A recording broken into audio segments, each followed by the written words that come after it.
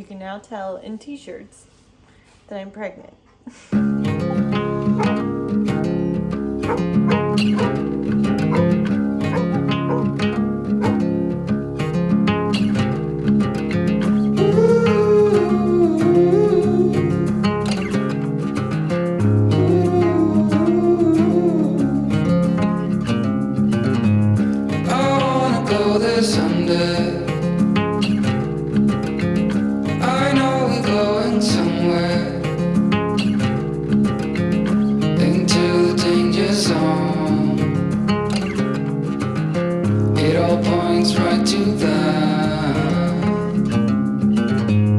Set myself aside, lead the way on this trial. If you don't know the way, we can stop and make a change. I know we walk for days, losing hope, fading love.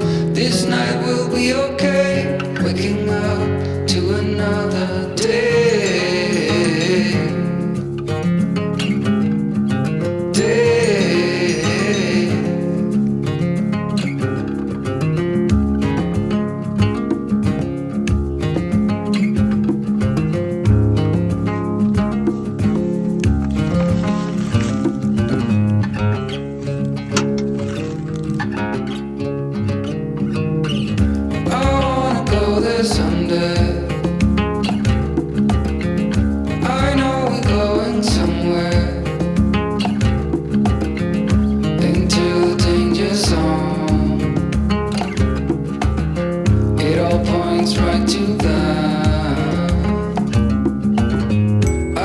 Myself aside, lead the way on this trial.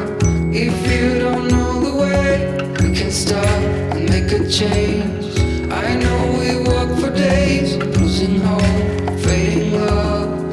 This night will be okay, waking up to another day.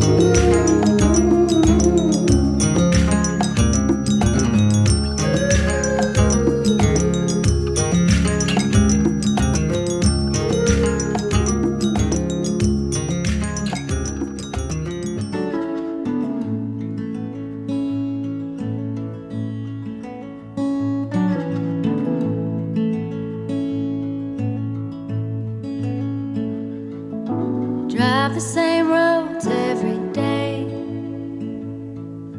We both get there our own way. Thistle and an apple tree, how different two souls can be.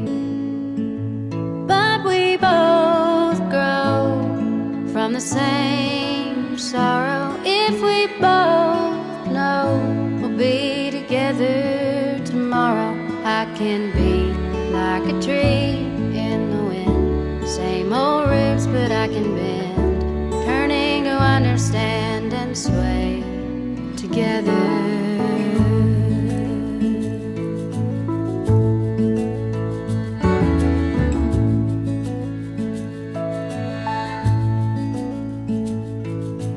Now it's almost like a dance, the rendering of stubbornness, and it just cuts us deeper through the longer I'm away from you. Yeah, we fight good, we make love better if we both know we'll be together forever. Alright, so today obviously we're doing our firewood, a little getting ready for winter. So I got a lot of questions about firewood and how we're winterizing the house for winter. So that's what this little video will be about. Subscribe if you have not. I'm so sweaty, from stacking that wood. But, so last year you might have saw our wood stack was over here. Last year we stacked all our wood right there and right there. We had a pretty big stack, and it was mostly all from cutting down these trees for the solar panels. So we cut down a really huge tree right here, and so that gave us a ton of wood.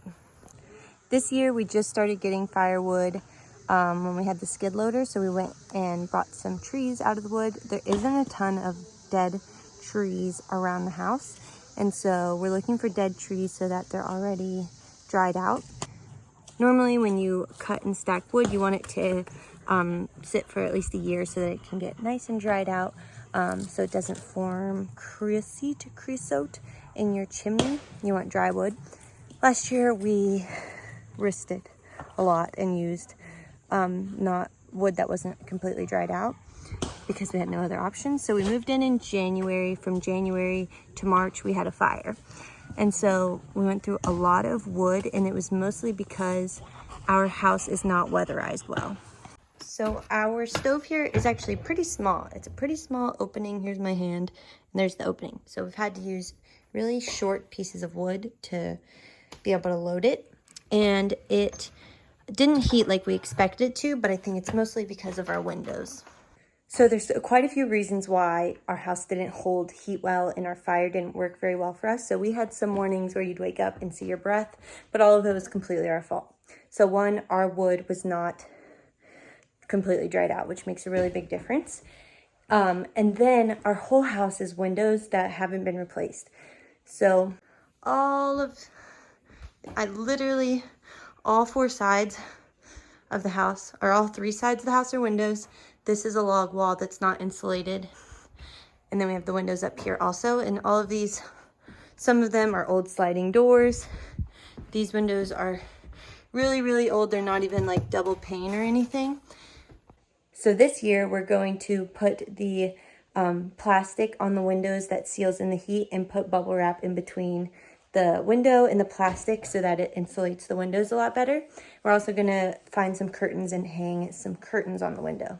Another reason our fireplace sucked was because our damper on here fell through in the middle of winter, and so we couldn't dampen the fire, so it was always roaring, so we went through wood really quickly.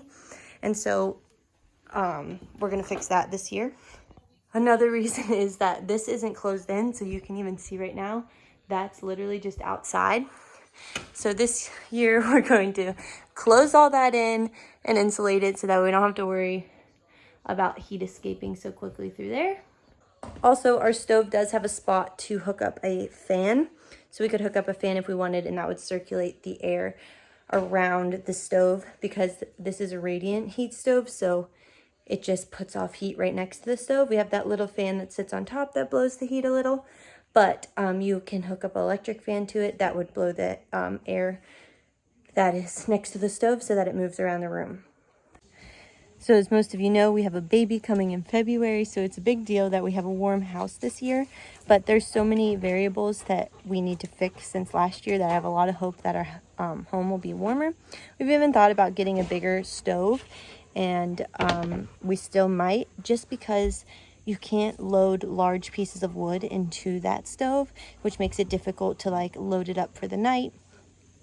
And so if we had a bigger opening and a bigger stove, then we would be able to load more wood. Especially now that we're working throughout the day, it's going to be important that we can keep the fire going all day long, so that when we come home, the house isn't cooled down again, which I think was a big issue last year too. Like, you have to keep the fire going constantly in order to maintain the same heat throughout the house.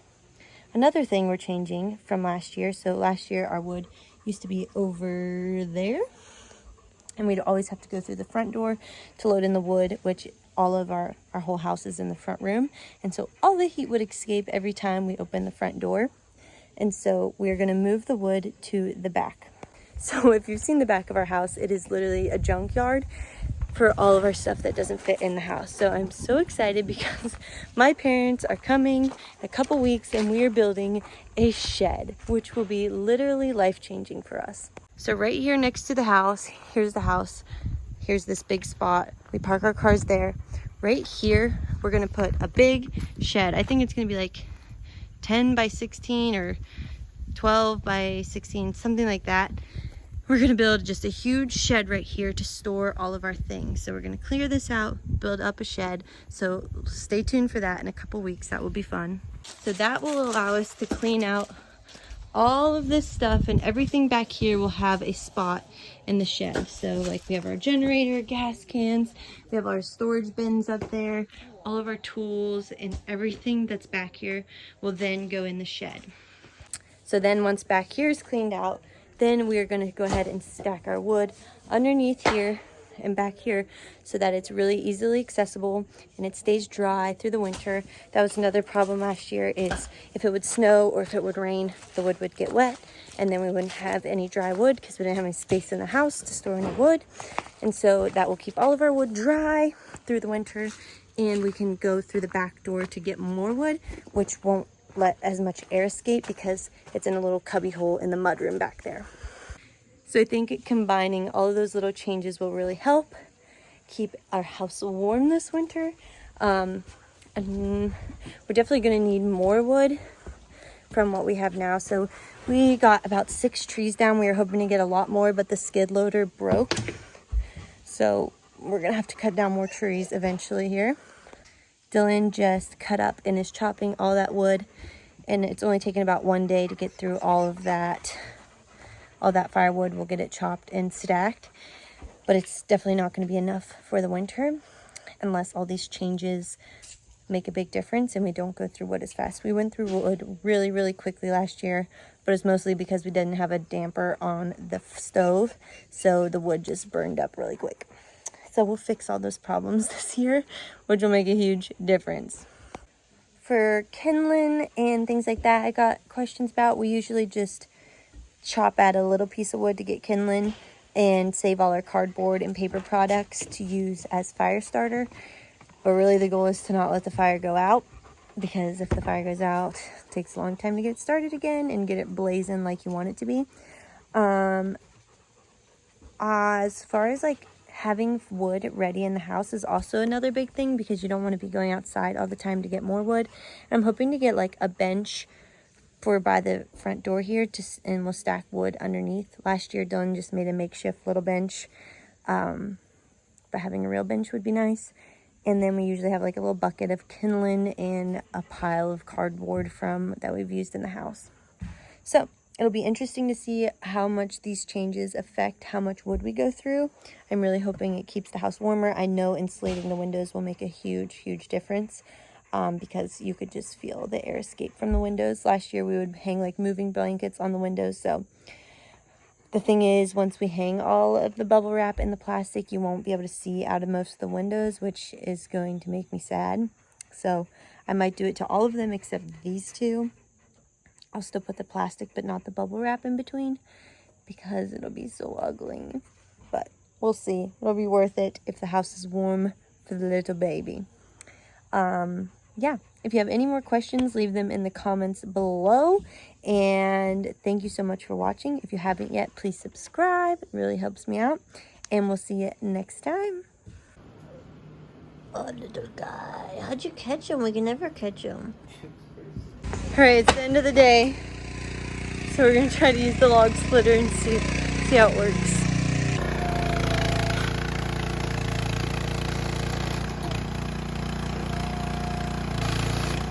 That's a big one.